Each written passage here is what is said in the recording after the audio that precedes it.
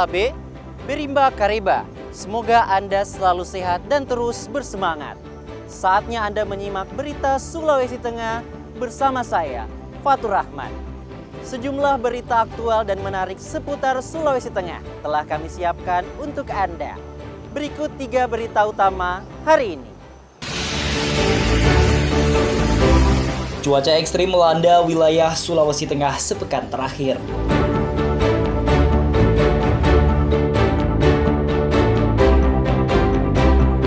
Ratusan korban banjir di Desa Wombo kesulitan air bersih.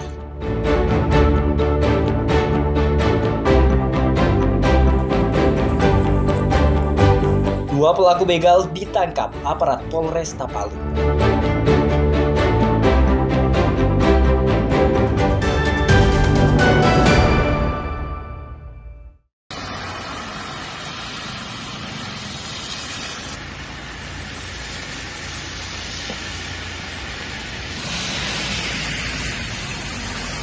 Cuaca ekstrim melanda sejumlah wilayah di Sulawesi Tengah sepekan terakhir. Cuaca buruk ini disebabkan masa pancaroba, yakni peralihan dari musim penghujan ke musim kemarau. Sejumlah wilayah diprediksi akan dilanda hujan dengan intensitas tinggi disertai angin kencang. Hujan yang melanda Sulawesi Tengah di musim pancaroba diperkirakan berlangsung pada bulan Mei hingga Juli mendatang. Hujan intensitas sedang hingga lebat masih akan mengguyur beberapa daerah seperti Buol, Toli-Toli, Donggala, Sigi, Poso, dan Tojo Una-Una. Sementara untuk Kota Palu diprediksi akan mengalami hujan dengan intensitas ringan hingga sedang. Nah, di musim pancaroba ini hal-hal yang perlu diwaspadai yaitu terjadi hujan yang relatif singkat itu disertai dengan petir ya. Jadi hujan ini relatif singkat tapi hujannya deras gitu.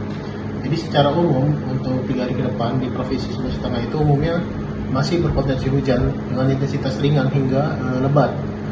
Untuk daerah-daerah yang patut diwaspadai ini hujan dengan intensitas sedang hingga lebat itu ada di Buol, Toli-Toli, kemudian dari Donggala, Sigi, Poso, kemudian Tojo Una-Una. Pada periode peralihan musim, karakteristik hujan cenderung disertai angin kencang dan petir, namun dalam waktu relatif singkat.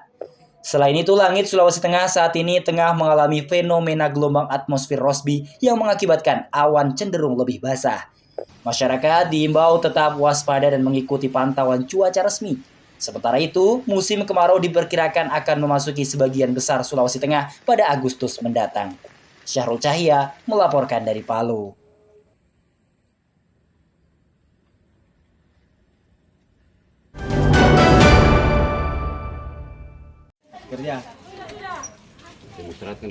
Banjir bandang yang menerjang Desa Wombo pekan lalu kini menimbulkan berbagai masalah. Selain makanan dan akses jalan yang masih terhambat karena jembatan putus, warga juga mulai kesulitan mendapatkan air bersih. Ratusan warga Desa Wombo setiap hari harus antri mendapatkan air bersih yang diberikan pemerintah melalui distribusi mobil tangki. Warga tidak punya pilihan lain karena pipa air yang selama ini menjadi sumber air mereka telah rusak akibat diterjang banjir. Distribusi air bersih selama beberapa hari ini hanya cukup digunakan untuk memasak. Sedangkan untuk mandi dan mencuci, warga harus pergi ke desa tetangga. Air sumur dan sungai di dekat rumah warga masih keruh dan tidak layak untuk digunakan mandi ataupun mencuci. Sejak hari berapa, Bu, kesulitan air Ibu ini? Dari hari pertama itu. Dari hari pertama? Hari pertama itu kita tiada sudah pergi kuala. Biasanya dapat air dari mana, Bu? Dari sumur sana. Oh, sumur sana. Iya. Ibu sendiri dalam satu hari membutuhkan berapa air? Di anu. Iya, kalau untuk saat ini. Oh, saat ini. Iya. Saat ini darah di mana, Pak? Oh. Takut. Pemerintah setempat dibantu kepolisian dan TNI saat ini berusaha mengirimkan bantuan air bersih ke warga. Namun pasokan air tersebut masih sangat terbatas. Syamsuddin Tobone melaporkan dari Donggala.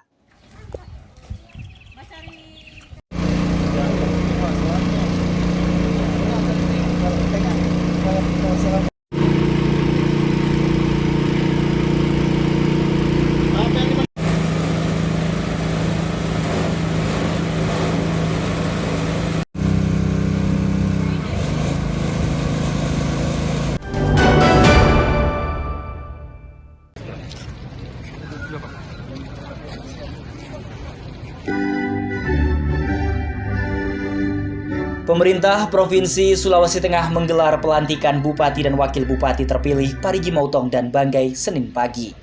Pelantikan kepala daerah tersebut dipimpin langsung Gubernur Sulawesi Tengah Anwar Hafid di halaman kantor Gubernur Sulawesi Tengah.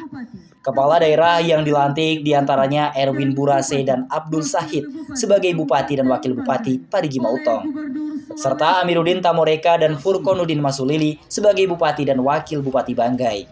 Pelantikan sekaligus pengambilan sumpah jabatan para kepala daerah terpilih. Bagaimana dengan misi-misi kita, dan insya Allah tidak ada yang lagi antara Pak Gubernur dan Bupati Banggai dalam hal sejatitas pembangunan.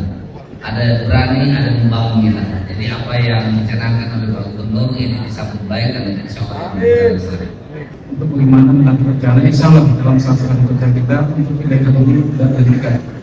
Bagaimana kita bisa meningkatkan wilayah-wilayah yang dalam wilayah pertambangan sesuai dengan wilayah yang kita masih mengenai dengan kemudian berkelanjutan. Saya kira seperti itu. Insya Allah dalam satu hari kerja ini sudah bisa kita hentikan dengan baik. Prosesi pelantikan diawali dengan pembacaan keputusan Menteri Dalam Negeri Republik Indonesia. Kemudian dilanjutkan dengan pengambilan sumpah jabatan oleh Gubernur Anwar Hafid diikuti kedua kepala daerah terpilih. Kedua kepala daerah tersebut baru dilantik setelah Komisi Pemilihan Umum menetapkan keduanya berdasarkan hasil perolehan suara pemungutan suara ulang Pilkada 2024. Kedua daerah itu menjalani pemungutan suara ulang berdasarkan putusan Mahkamah Konstitusi. Syahrul Cahya melaporkan dari Palu.